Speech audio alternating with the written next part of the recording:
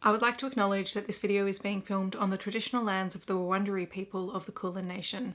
I pay my respects to their elders past and present, and extend that respect to any Aboriginal, Torres Strait Islander or First Nations people who may be watching this video today.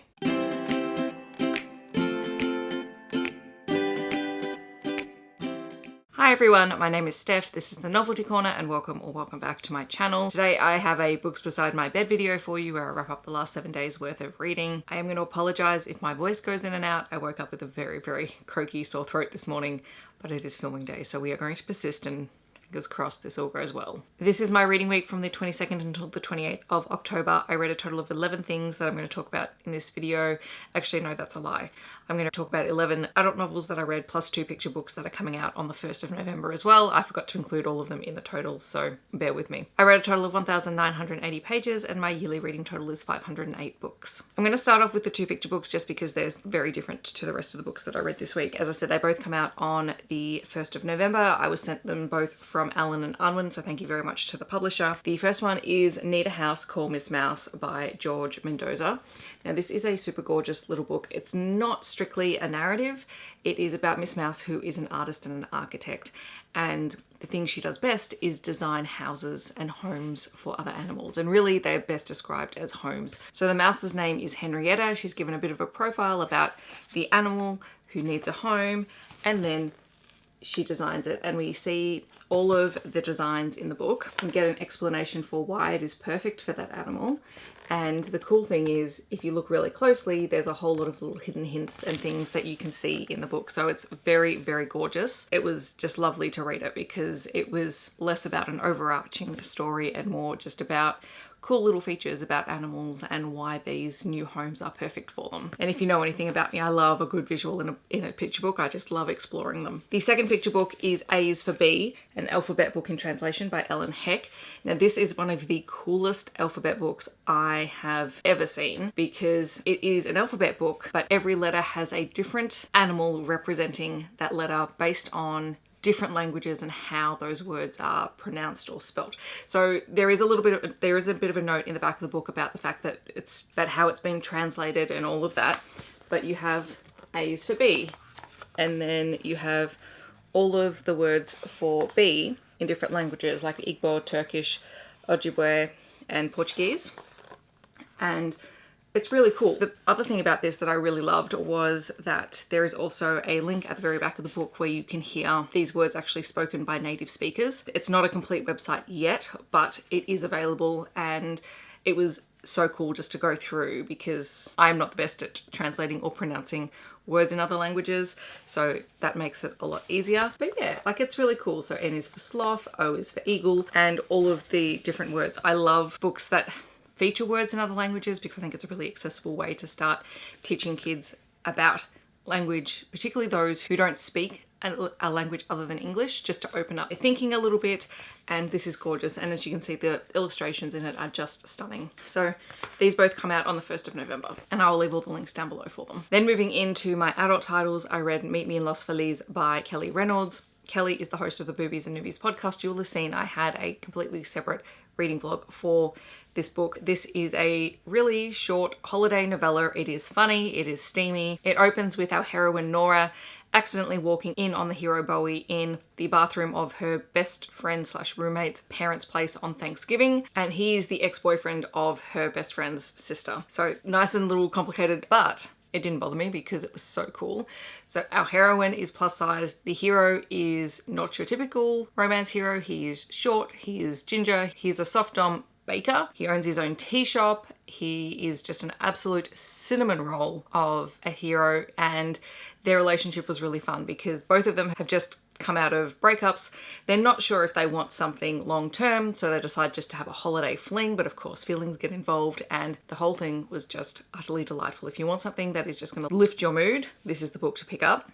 Perfect for the holidays, and if you want more, definitely check out my dedicated reading blog for it. Then I finished off the Pagan Pleasures novella series that I picked up at Books Insight Melbourne. These are by Liliana Rose. So there is book 2, which is Solstice Sizzle, Marbon Mystery, Samhain Secrets, and Yule Yearnings. These are Australian small town paranormal contemporary-ish stories. They all feature a little bit of a mystery through it, as there's a thread that someone in the couple that features in the book is exploring. It's set along the coastline. It has a very cozy feel to them. They're super short, and all of the characters in this series center around a little small magic shop or witchy shop that has been opened up in the first book in the series, which was Beltane Bliss, and they either work there or they're related to someone there or they've been friends with someone who works there. So it is kind of building community. A really interesting little series, and I'm glad I read it. Then I read Reclaim by Cassie Leyland, and this was a book that I received in the raffle at Books Insight Melbourne. I'm trying to get through some of those books because I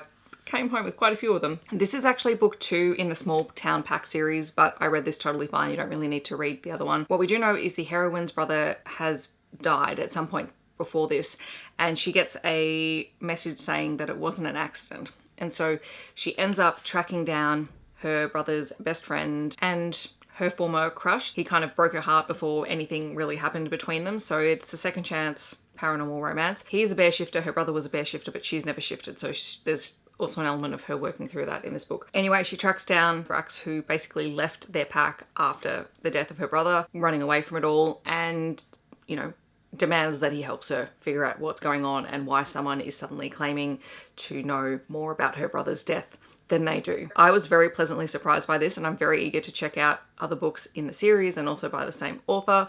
So yeah, stay tuned. You'll probably hear more about Cassie Leyland in the future. Then I read the next 2 books in the Here Be Dragon series by Louisa Masters. I should say both of these are just delightfully entertaining reads. Don't go in expecting anything too serious. The Professor's Dragon features Dustin, who is a thousands-year-old dragon who is the grandson of the dragon wing leader. So he's basically a prince. And since they've come to Earth, which if you've heard me talk about the Hidden Species series, you'll know a little bit about that. Since they've come to Earth, he is trying to prove that he is worthy of being a leader amongst his people. Prior to that, he had kind of been a bit of a playboy and a bit flighty and sort of did unpredictable things all the time. But now Dustin's trying to prove himself. And he's really working closely with the community government and trying to understand humans more so that they can better acclimate and sort of integrate into society. And so he decides to go off to college. This proves to be tricky. He loves college. He's taking a whole bunch of classes, and the class that he loves the most, but he struggles in the most, is his literature class. Because the very first day he walks in and he's just besotted by the professor of the course, and he has him for 2 years. So the first part of the book really spans 2 years because nothing happens between them while he's actually a student. But then Dustin discovers that the professor actually knows about the supernatural community. He has ties to it through his family, and all of the people around them conspire to get them to hook up. And it was hilarious. So I really enjoyed it. It was just a whole lot of fun. And then the dragon experiment is about Fabian, who is another dragon. He has access to, or is the living archive of dragon history, which basically means he contains all of this knowledge. He's very, very absent-minded. In this book, The Professor's Dragon, we find out that he has somehow acquired this ring that won't come off his finger. So these dragons do have hoards. They all collect different things. Fabian collects rings. That's part of his hoard. So he acquired this ring and now it won't come off. And it doesn't really concern him, but it concerns everyone else because he, you know, got it from someone and it has purity on it. And so in this book, we discover sort of the history of how that happened. And as it turns up, he unintentionally signed up for a research experiment. The ring actually has been spelled to collect data. I'm sorry about the white balance. The sun is doing weird things and I'm not going to try and fix it. Anyway, the ring has been spelled to collect data, and it is around the impact of being sexually active on metaphysical health in the supernatural community. The sorcerer who is running the experiment somehow managed to convince Fabian to participate. And Fabian has forgotten all about this. He's gone, oh yeah, no, it's kind of like that. Then Fabian's friends do a little bit of investigating and they find out who is running the experiment, and they become very intrigued by it because as it turns out, there is something going on in the supernatural community. The magic is waning a little bit and they want to discover why, and they wonder if this experiment will help shed some light on it. And that's how Fabian and his partner sort of get involved. So these are both romances. As I said, they're just highly entertaining, very short reads. If you want something to read that's lighthearted and just entertaining, well worth checking out, especially if you like dragons. I also read The Rescue by Julie Weaver. This is the novella to the Team Zulu series, which I will be continuing very soon, so stay tuned for that. It is a holiday novella about a CIA intelligence agent who had really high marks while she was training, but flunked the actual field agent component just because she didn't really enjoy that side of it. And so she works the intelligence desk, and she is manning the desk over the Christmas holidays because she's single and she didn't feel right asking her colleagues who had families to do that. So she volunteered to do it. She gets a call from a field agent who she talks to regularly and is part of, giving him intel. And then she discovers that a hitman has been hired to take him out, and he's in New York at the same time as she is.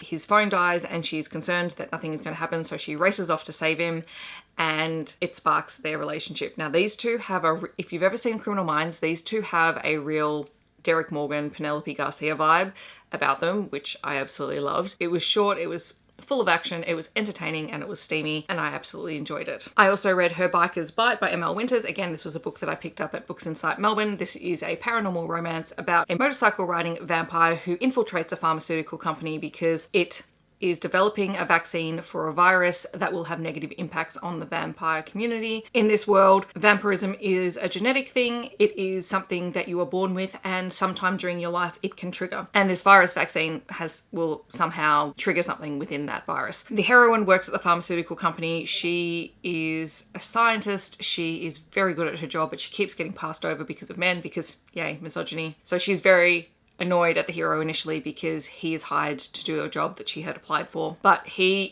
is absolutely taken with her from the moment that he meets her and tries to convince her to be more and to have a relationship, but she has just been burned. There is a past boyfriend for the heroine who is just horrific. He was abusive. It is historical off page, but it is mentioned as part of her backstory. And while I was reading it, I really enjoyed this. I did notice that sort of that part felt a little bit unresolved, her dealing with that ex-partner, because he somehow becomes involved in the pharmaceutical company as well. But overall, very, very interesting. My first time reading M.L. Winters, or Michelle Summers is her other pen name, and I am very, very intrigued to try some more of her work. I'm very glad to be reading more of the Australian romance authors. And then the final book that I read this week was by a New Zealand author. I did receive a review copy of this, and it is The Other Side of the Mirror by Jamie Sands. It is about Detective Jack Duart, who is a police detective in Auckland, and she kind of takes on all of the spooky cases. That's the reputation she has within her department. And at the start of this book, a grandmother goes missing within a very short time frame. Totally unexpectedly, the circumstances are weird, and she is put on the case. She is also paired up with another police detective, Piper. Piper is non-binary, and they had issues at their previous department, and so they've asked for a transfer and to work specifically with Jack because they've heard amazing things about them, whereas Jack usually prefers to work alone. So suddenly she's saddled with a partner, she has this case, and things get even weirder. They end up calling in a mage who helps them to unravel exactly what's gone on, and then they figure out that this disappearance may be linked to the Fae. So you have a lot of those elements in here, but in a way that I haven't quite seen it done before. It felt very contemporary, and I was very engaged and very eager to continue the story. The first part of it, you sort of have to get through the first couple of chapters in the setup of the world, a bit like any world where there's sort of complex world building going on, but once we really got into the mystery, I was hooked and I just wanted to keep reading. All right, so that's everything that I've read for the last week. In the comments, I'd love to know if you've read any of them or if you're planning on picking any of them up. Otherwise, feel free to share something that you have read and really enjoyed over the last 7 days. If you want to let me know that you're here but you don't want to leave a comment, feel free to leave a mirror emoji down below. Otherwise, I hope that wherever you are in the world, you're staying safe and healthy, and I will see you in my next video. Thanks so much for watching. Bye, everyone.